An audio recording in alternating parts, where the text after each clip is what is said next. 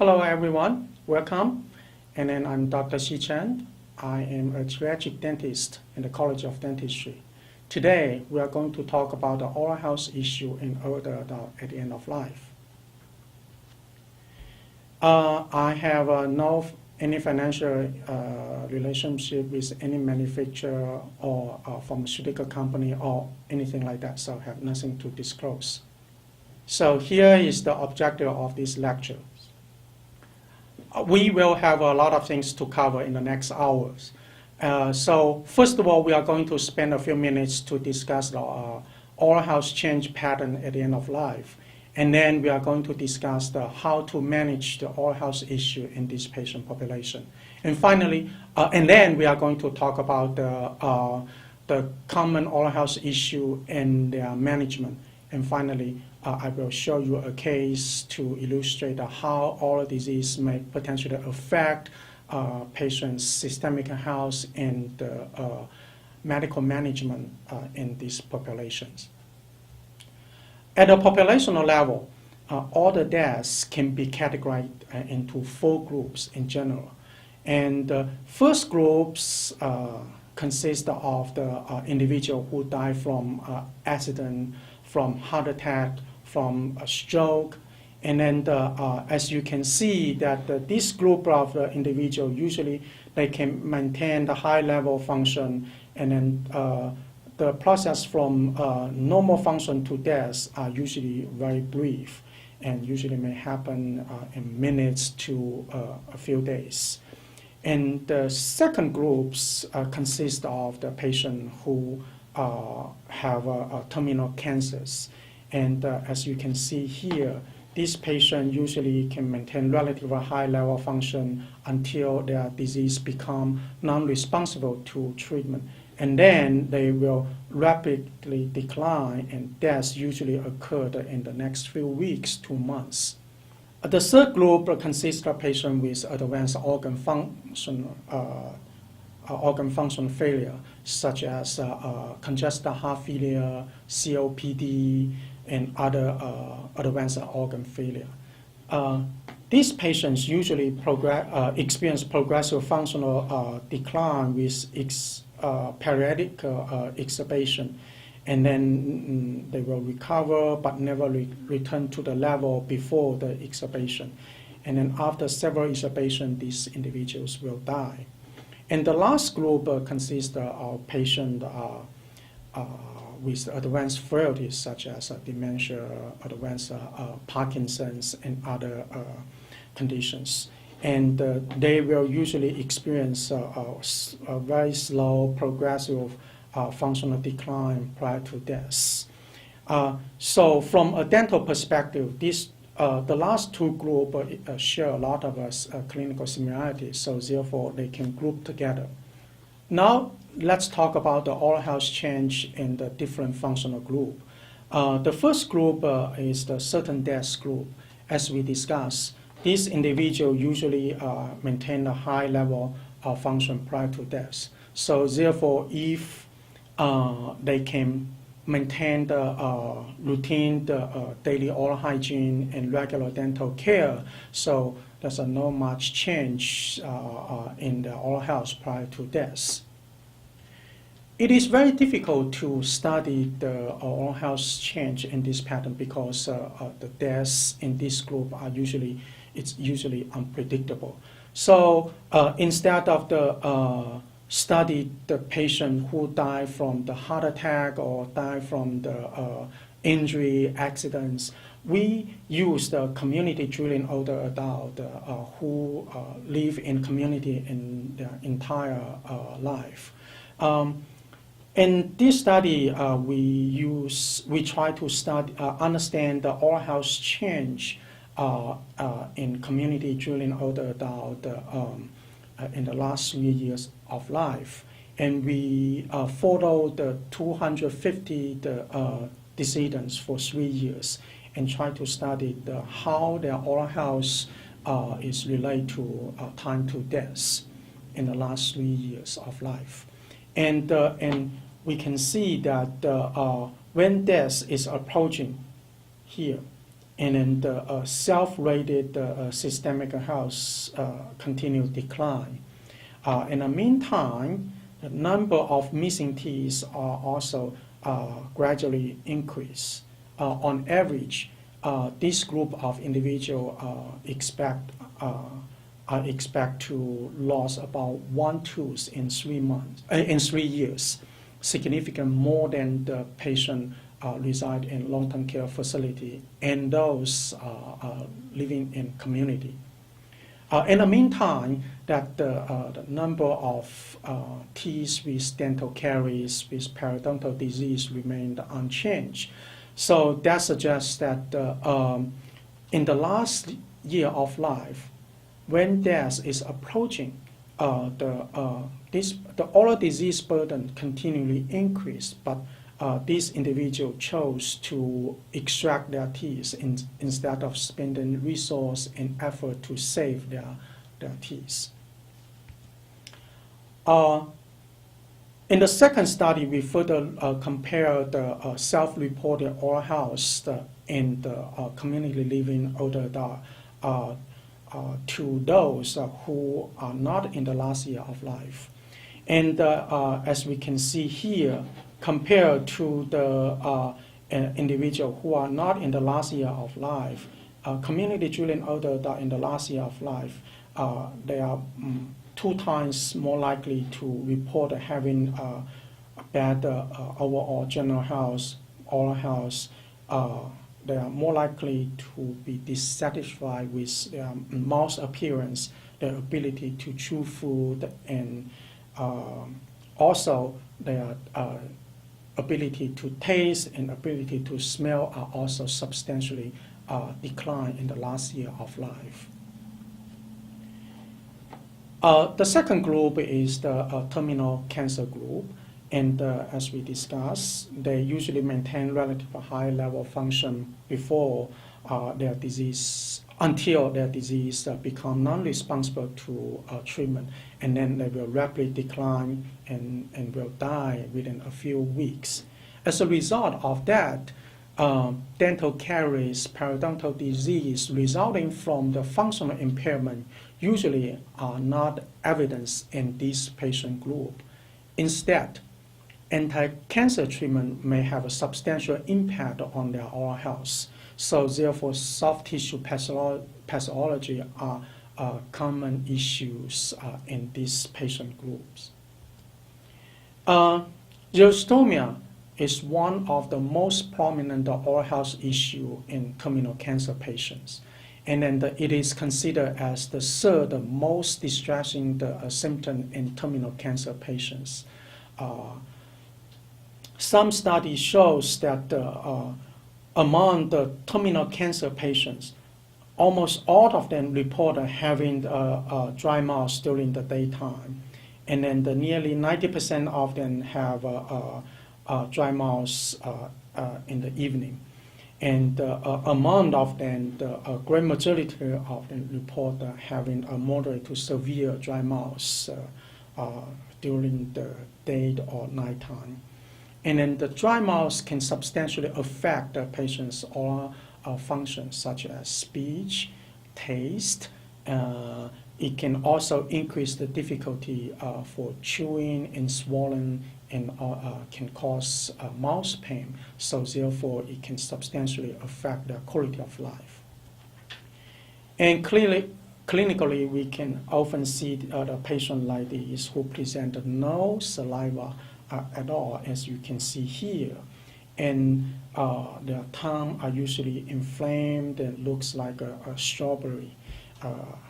And usually indicate that some inflammation in infection are going on. And here, patient may complain about the pain, the burning sensation, or maybe the change in taste.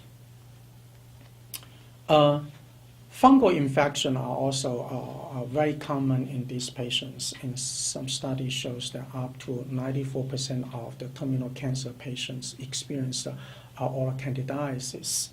And then the oral candidiasis can present as a different type. The most common type is pseudomembranous candidiasis. And in the patient who wear denture, the denture stomatitis are also very commonly seen in those patients. Angular colitis and the combination of any type of these are also commonly seen in the patients.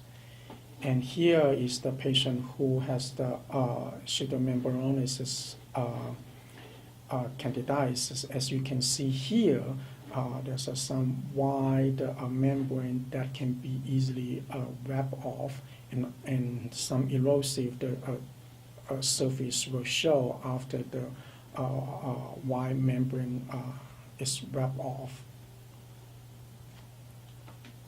Mucositis and stomatitis are also commonly seen in the terminal cancer patients, especially in the patient who have a head and neck cancer and also receiving the radiotherapy or chemotherapy.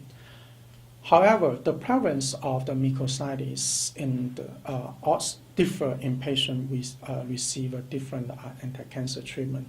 So the individual who receive the radiotherapy are much more likely to develop mucositis than those who receive the chemotherapy only. And the severity of the mucositis is also more severe in the patient who receive the radiotherapy or the combination of radiotherapy and the chemotherapy as compared to those who receive chemotherapy only. Other soft tissue pathologies such as erythema, coated tongue, atrophy, glossitis, mouth pain, change in taste, ulceration are also very commonly seen in the cancer patients. In some of the patients, we can also see a patient may present with multiple decayed or broken teeth, or maybe the ear-fitting denture, a poor dental hygiene. These increased dental problems are usually resulting from the oral health neglect during the stressful anti-cancer treatment. In addition to that, as we discussed, other oral soft tissue pathologies such as the taste disturbance or having difficulty on food intake are also commonly seen in these patient groups. So, as we discussed, the organ failure group and patients with advanced frailty group, they share a lot of clinical similarity from a dental perspective. For instance, they all experience progressive functional decline prior to death and require substantial help on activity of daily living, including oral hygiene. So the progressive functional loss not only affect the patient's ability to maintain oral hygiene, but also affect their ability to access to dental care. As a result, that this group of patients experience complex oral health decline prior to death. So because of the similarity, we can group them together and give a new name for these two groups, and we can call them the progressive functional decline group. Oral hygiene is usually poor in these patients, particularly in the patient with the cognitive impairment. And this usually resulting from the progressive functional impairment, from the inadequate caregiver support, or maybe from the lack of the knowledge about the oral health and its impact on systemic health and quality of life. So in some patients, you can see that the food can be accumulated in the oral cavity, and particularly in the patient who have a stroke with advanced Parkinson's, and those with advanced cognitive impairments. And As you can see here, oral hygiene could be substantially declined, which can and all these white in this patient, as you can see here, this white stuff are the soft deposit consist of the food debris, millions of bacteria, and the matrix that was produced by these bacteria. And to accumulate this amount of plaque, it usually will take about months. That means that during this period of time, the patient never received any good oral hygiene. So these not only increase the risk for oral infection, and as you can see here, and the soft tissue are inflamed, swollen, and then with the simultaneous bleeding. It will also substantially increase risk for systemic complications such as sepsis or aspiration pneumonia, which is one of the leading causes of deaths in these patient populations. As a result of the poor oral hygiene and dry mouth and inadequate caregiver support, dental caries are also substantially increased in this patient group. Our study shows that among the long-term care residents, those who are in the last year of life have a significant more dental caries than the nursing home residents who are not in the last year of life. As you can see, you can see this in the clinical commonly, and then patient may have a multiple extensive dental caries, which can substantially increase the risk for dental pain, infection, which not only affect the quality of life, but can also increase risk for systemic complications such as deliriums, or in the patient who have underlying cardiovascular disease such as advanced organ failure. These repeated untreated dental pain or infection can increase the blood pressure and the heart rate, and also increase the burden of the cardiovascular system, which can trigger the serious cardiovascular complications such as the congestive heart failure, arrhythmia, or even heart attack. So therefore, it is not only affecting the patient's oral health, but also affects their systemic health, and sometimes can also lead to serious complication and deaths. The prevalence of dental caries differ in patients with different oral self-care function. Among those who can maintain their oral care independently, individuals who are in the last year of life have a less dental caries than those who are not in the last year of life. However,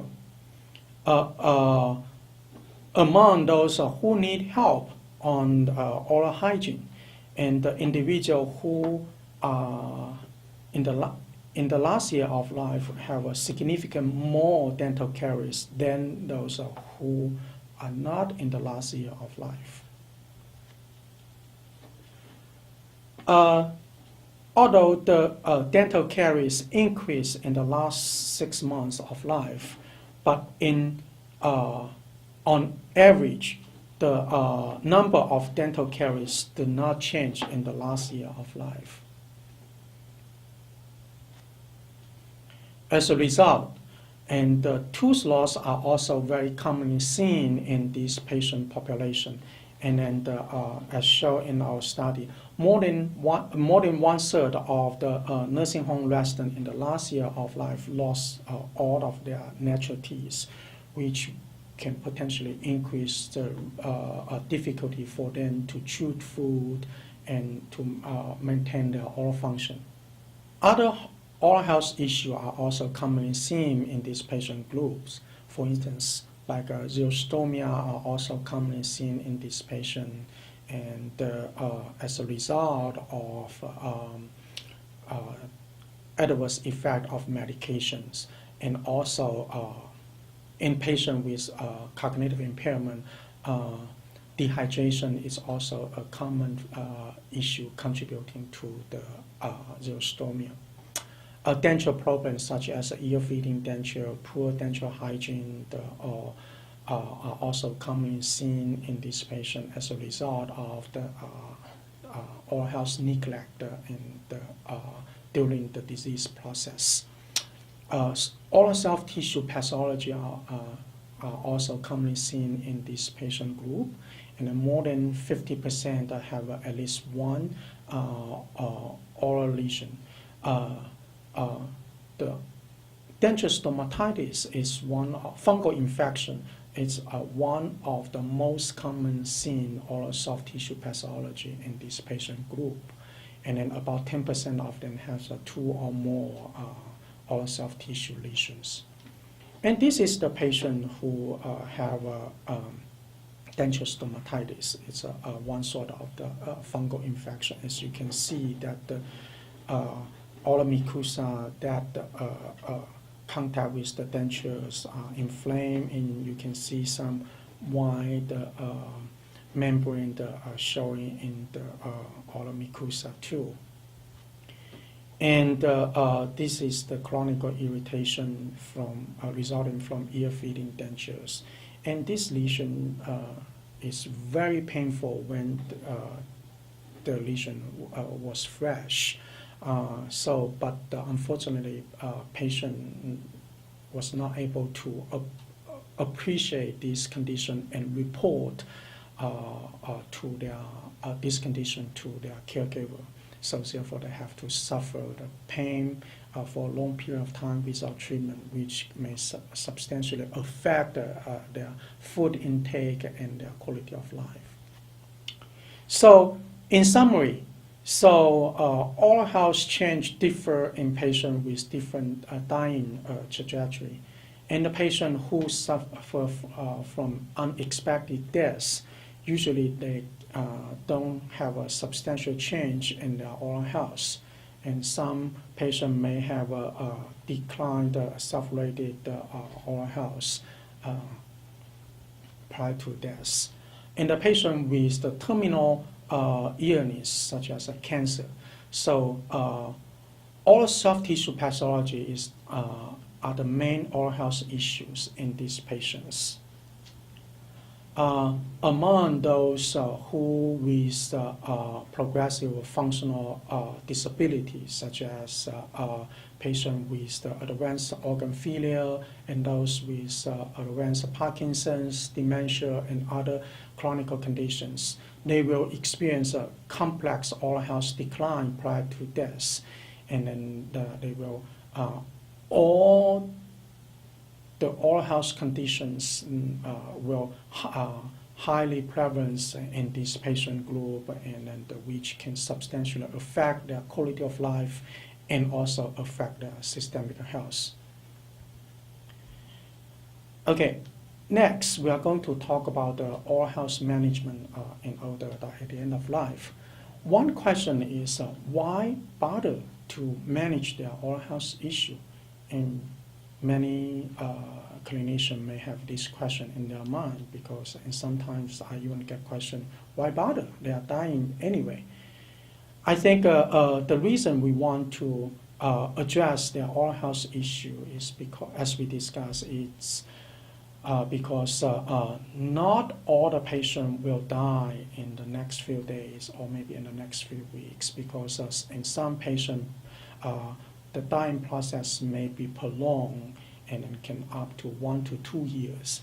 During this process, they probably will experience severe dry mouth, repeated oral infection, pain, which may substantially affect their quality of life, affect their oral function, it can also cause malnutrition and also some systemic complications such as delirium or maybe even like more severe systemic complications such as congestive heart failure, heart attack, aspiration pneumonia. So therefore, we need to appropriately address their oral health to improve their quality of life, to improve and prevent premature deaths. However, the oral health needs in the patient as a different stage of dying are different. So therefore, a stage-appropriate palliative oral health management approach should be used. Depending on the patient's stage of dying, different strategies and treatment goals should be planned, and ranging from the providing the comfort care to maintain their function, to maintain their dignity, or prevent oral infection, or prevent the oral disease-related systemic complications. And then we also emphasize the team-based approach. With this approach, patient can be managed at bedside instead of transferring to a dental office, which could increase the physical stress for these patients. So this approach consists of the four components. The first component is the multidisciplinary team approach, and then the second component is the patient classification systems, and then the third component is stage-appropriate management approach, and then finally, personalized care approach should be used. And we are going to talk about this component in detail. The first component is an interdisciplinary team approach, which is very important to achieve the desired outcome, because as you may know that the end-of-life patient, they usually are less likely to see a dental professional, and also, but on the other hand, they have a regular visit with their physician or with their nurse practitioner, or their social worker, or other long-term care or home health staff. So therefore, physician, nurse, and other health professionals are more likely to identify the oral health problem in this patient population. But these, unfortunately, non-dental professionals usually don't have adequate training and knowledge and skill to manage the oral disease and other oral health conditions. So they really have to rely on dental professionals to manage, to address the oral health concerns for these patients. But on the other hand, when patients present to a dental office, dentists usually lack knowledge about the patient's prognosis, and also the potential risk to develop a systemic complication during dental treatment. So therefore, we really need help from our physician colleague or our nursing colleague to understand the patient's prognosis, to understand the patient's function, and the best way to implement the proposed oral health management strategy. So therefore, we have to work as a team to achieve the desired clinical outcome. And the second component is the patient classification systems. As we discussed that from a dental perspective, all the deaths can be categorized into three groups. Again, from dental perspective, including the certain death group, terminal illness group, and the progressive functional loss group. So each group differ in their terminal functional decline pattern, and the prediction of prognosis are also different. And same for their oral self-care function.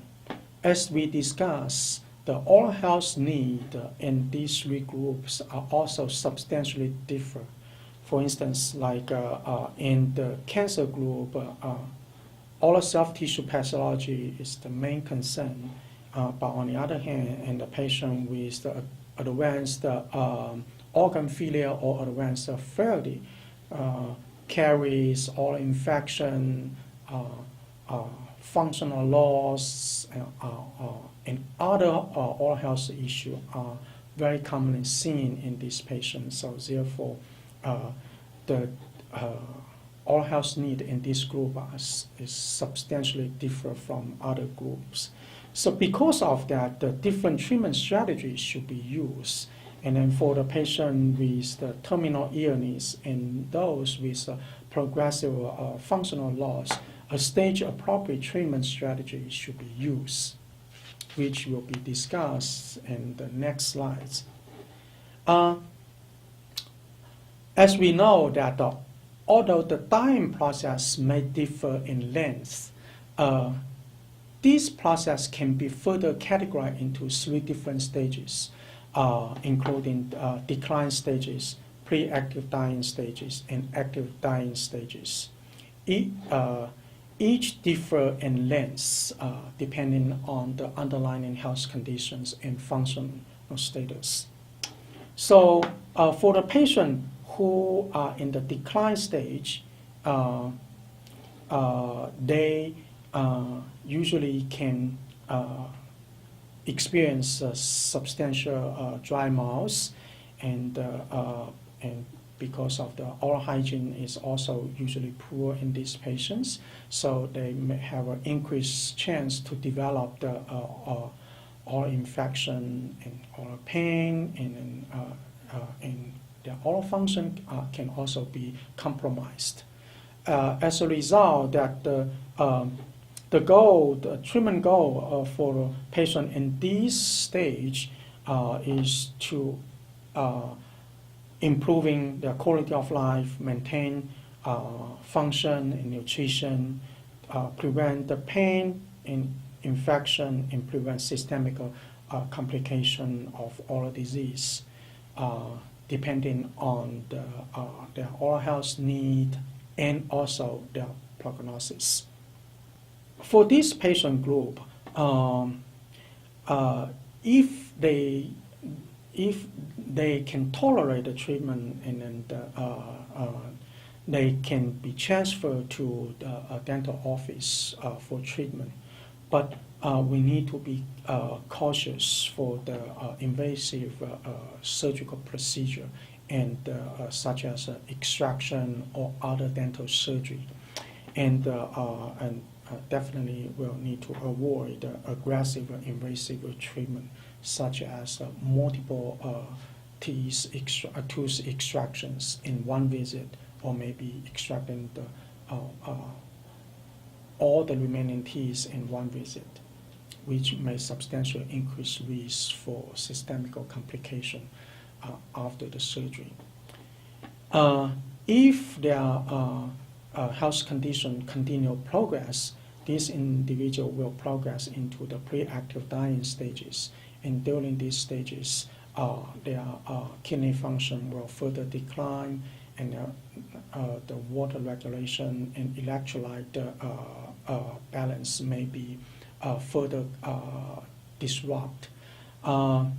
In addition to that, many patients may have a progressive swallowing disorder, which may put further increase the risk for xerostomia. And in addition to that, this patient group also have an increased risk to develop the fungal infection, virus infection, and other autogenic infection as a result of the deterioration of their immune system. So therefore, they have an increased risk to develop the oral pain, to suffer from oral pain. However, because the death will occur soon, so the treatment should focus on the maintaining the comfort, maintaining dignity, and prevent manage the oral pain and prevent the systemic complication as a result of pain and infection. Regarding the treatment, usually we will emphasize on the bedside management through the team-based approach. Try to avoid in-office transfer because, as we discussed, that these patients usually have a substantially compromised organ function reserve, so the transfer could be physically challenging for them, and also on top of that they have pain, they have inflammation resulting from the dental treatment can further increase the stress for them and therefore can cause the systemic complication. So we will try to minimize if possible or avoid if possible in-office treatment, and then definitely will avoid the invasive procedure and try to use alternative approach to address the autogenic infection. When moving into the active dying stage, patients' many organ system will start to shut down, and then many patients will get into become unconscious. If they remain conscious, xerostomia and keratosis are the major oral health concern, and so therefore maintain the comfort, maintain dignity is the main concern for the oral health management, and then the bedside management can be provided to help them maintain the dignity and reduce the discomfort and pain in these patients. Finally, personalized care approach should be used too, because as we discussed, the health status, the functional status and prognosis are substantially different in this patient group, and their ability to tolerate all health treatment are also different.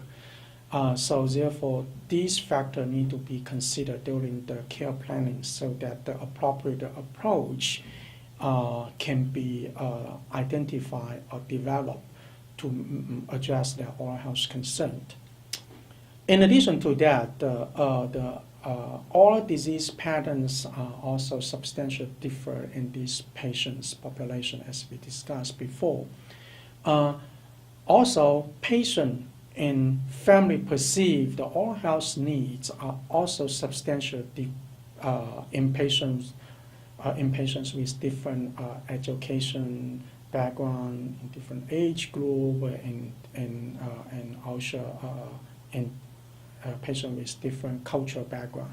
So therefore, we can see that some patient. Or for some patients, oral health is not the main concern for this individual or their family, but in clinical, we sometimes see that patients really just want to pursue a dental treatment or such as like making new denture at the end of life to maintain their self-extend and to maintain their dignity. So therefore, the personal preference and value really also need to be considered during the care planning. As we discussed, that many of these patients need substantial help on oral hygiene and also to access regular dental care to access to care. So therefore, it is essential to involve the family and caregiver during the care planning process so that the appropriate care plan that can be developed and implemented. Okay, so next we are going to spend a few minutes to talk about the management of common oral health issue in patient at the end of life. So, as we discussed, mucositis and stomatitis are commonly seen in the patient with cancer, terminal cancer. So, some non-pharmacological management approach can be used. First of all, it is essential to maintain good oral hygiene to prevent oral infection secondary to mucositis. And this will include good toothbrushing and use of oral rinse or if patient is wearing denture, maintain denture hygiene is also very important. So in addition to this, eliminate the local risk factor is also very important. The local risk factor including the sharp edge or broken tooth, broken retained root, or maybe broken denture. So it is also recommended to remove denture during the head and neck radiotherapy. So this will help reduce the risk for mucositis and subsequent infection. Avoid spicy food, smoking, alcohol, and other risk factor, local risk factor are also very important to prevent mucositis and stomatitis. Some topical medication can also be used to manage the symptom in these patients. This may include the topical anesthetics, anti-ulcers, NSAIDs, narcotics, and some compounds. I think as you are aware of, magic mouthwash are commonly used in oncologists clinic to manage the oral complication, oral soft tissue complications in patients receive the radiotherapy.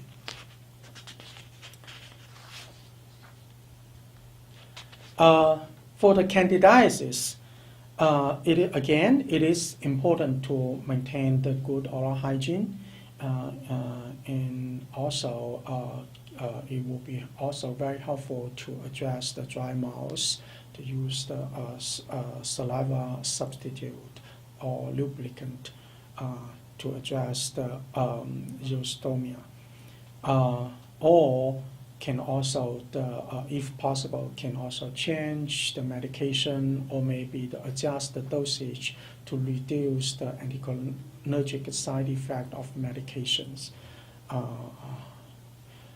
This will help increase the help manage the xerostomia too. Maintain good denture hygiene, very important.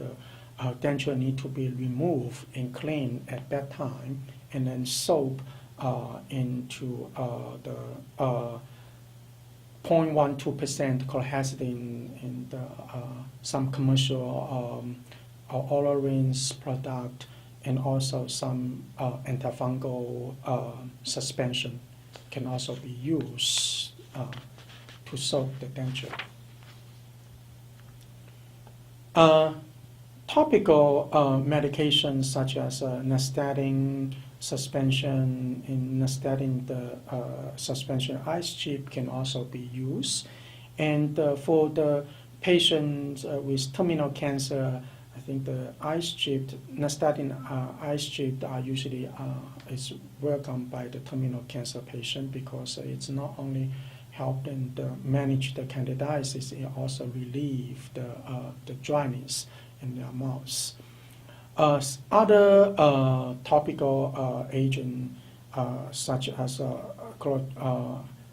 clotrimazole can also be used to manage the oral candidiasis. Systemic medications such as the fluconazole can also be used orally to manage the patient with severe or extensive candidiasis. And based on the current literature, if the medications are used appropriately, there's no significant difference in terms of the clinical outcome between the topical and systemic agents. So, to manage the dry mouth, several non-pharmacological approach can also be used. For instance, like we can use water spray or maybe moistened spongy to help to moisturize the patient's mouth, reduce the dryness. And the eye strip can also be given to these patients.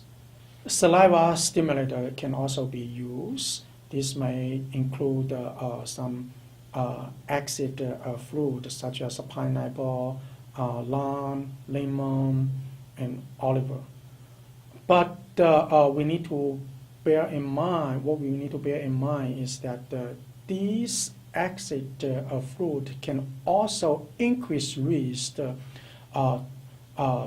to cause the decalcification and also to facilitate the dental caries progressions if the poor oral hygiene exists. So therefore, we need to be careful when using this fruit. And some other saliva stimulators, such as sugary gum, such as Xerodo, candy or gum can be used to stimulate the saliva production. Use humidifier to increase the environmental humidity are usually helpful for these patients. And another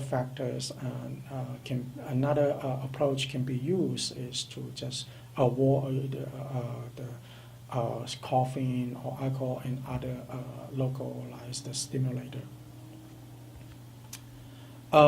Saliva substitutes or maybe oral lubricant can also be used to manage the symptom. These many products can be used, such as biotin oral spray or rinse, and oral balance gel, the non-alcohol, the chlorhexidine oral rinse, and dry mouth gel can also be used. And if patient complain about the dryness during the bedtime, then the Xelomet can also be used. Systemic medications such as pilocarpine can be used too to increase the saliva production. Finally, let's look at a real case, and I want to show you that how oral disease may potentially affect the patient's systemic health and our clinical management of the end-of-life patient through this case. This patient is a 76 years old female who was administered into a hospice program because of the breast cancer. Now, he was discharged from the hospice program and returned to a nursing home that is about 1 hour away from our clinic. When she presented to our clinic, her chief complaint is that the toothache at the upper left quadrant, and the pain get worse when, particularly when she chew, And then during the appointment, she expressed a strong interest to replace all the missing teeth. And her son support her desire and also want to have all the treatment completed under general anesthesia if possible.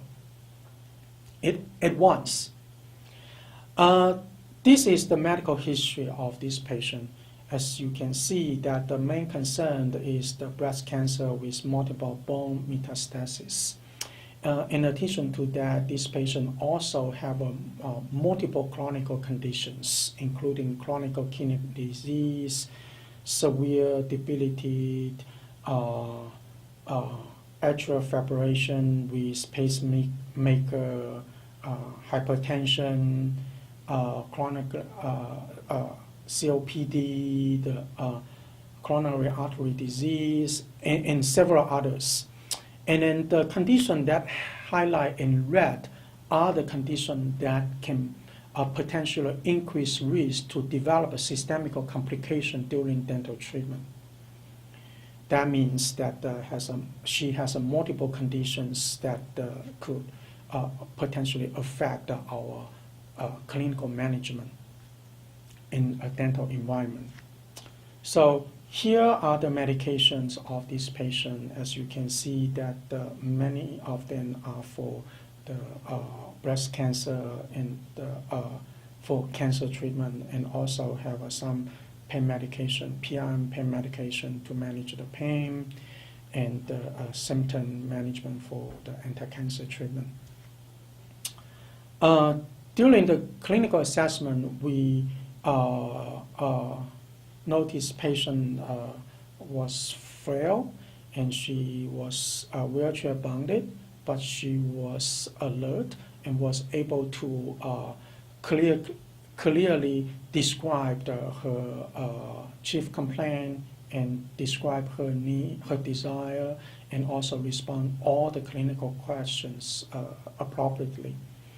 And she has a substantial functional impairment, and then include a limited range of motion of her right upper limb, and then as a result of the bone metastasis, metastasis of the on her shoulder, which as a result she will need help on oral hygiene. The oral assessment shows that the patient present with the poor oral hygiene with a heavy soft deposit. And at the meantime, she also suffered severe dry mouth.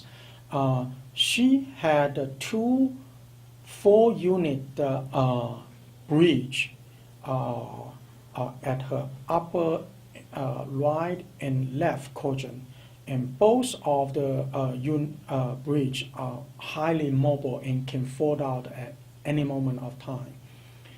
And in addition to that, she also have a severe gum infection, periodontal infection on number 3, number 6, number 11, and 13, which are the posterior teeth of this patient at both quadrant, upper quadrant.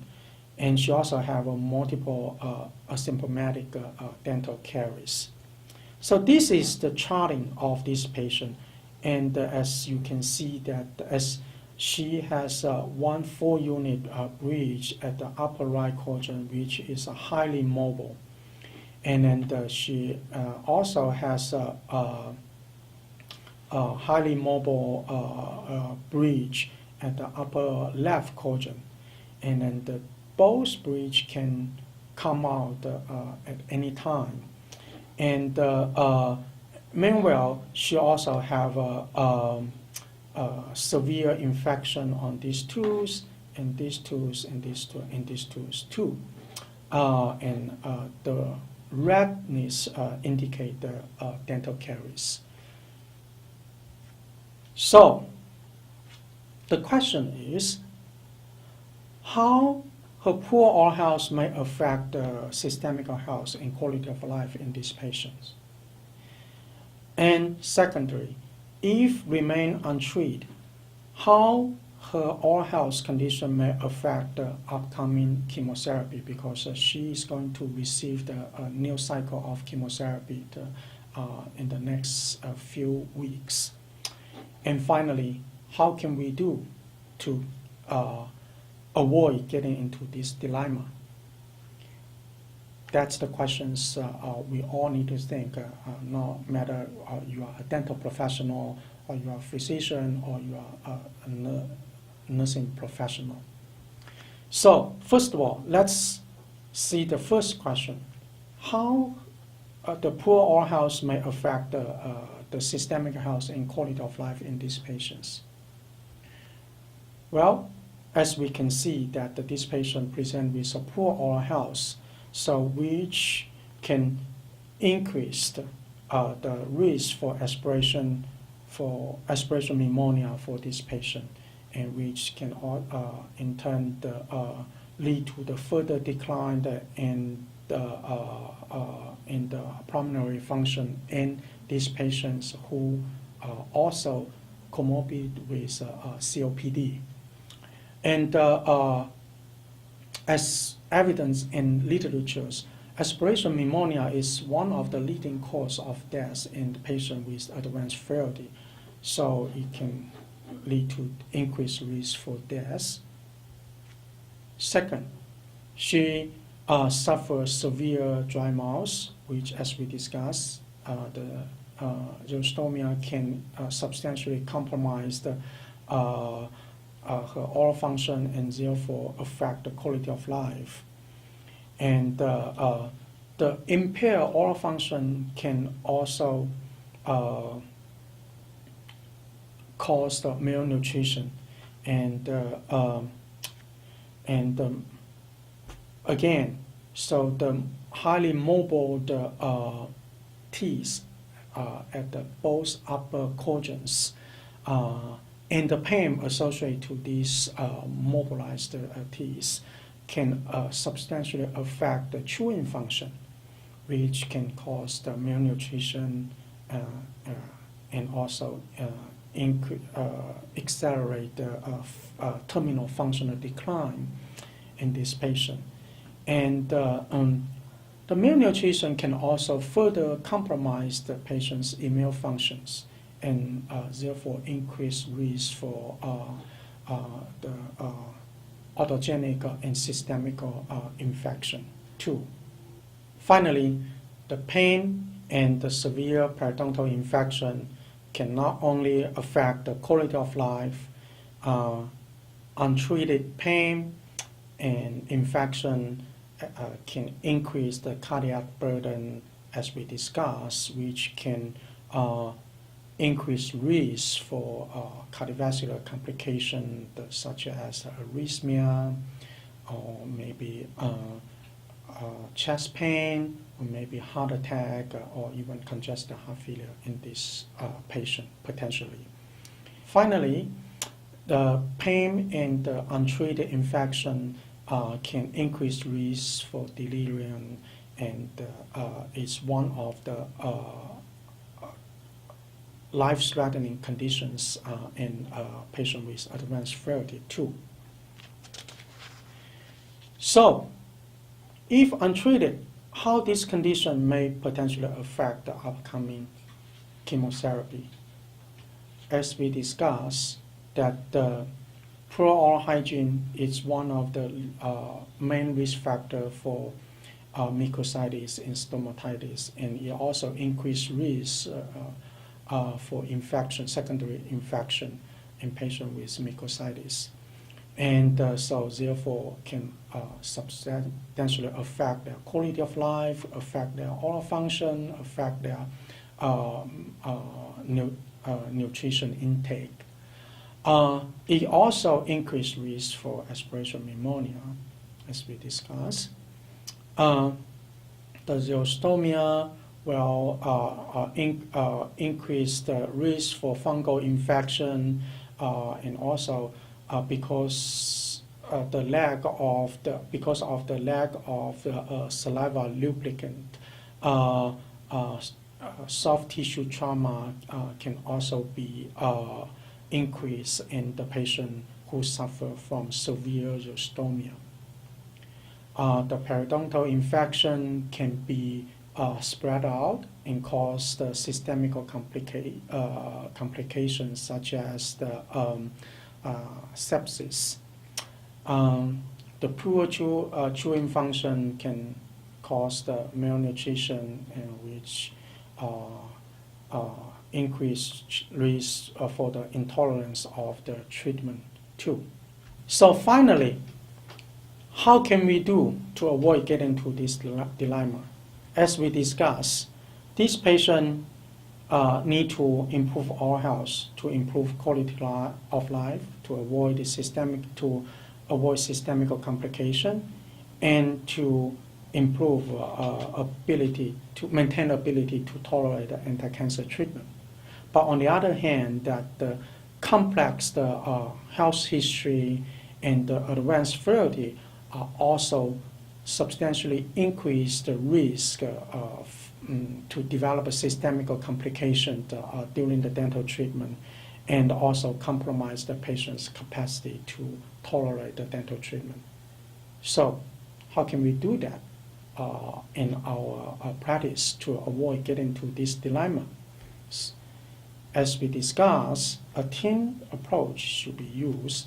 First of all, we need to be alert to the oral health related complaint, such as the dry mouth, the burning sensation, the pain, taste alteration, the ear feeding danger, the dry mouth, and other oral health related complaint. And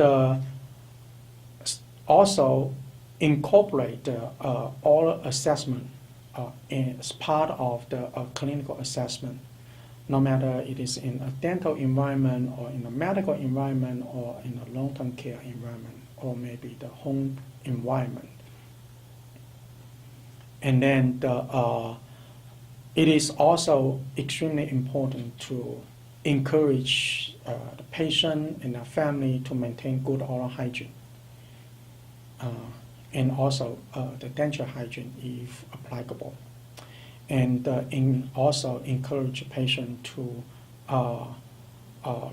maintain the regular dental care during the treatment process, especially during the cancer treatment process.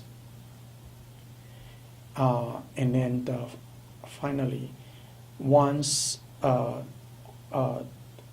patient at risk identified, a team-based approach should be used to manage their oral health need and to improve their quality of life and avoid systemic complications. Okay, that's for the lecture. Thank you very much. And then if you have any questions, feel free to call me or email me. My email is showing on the last slides. Thank you.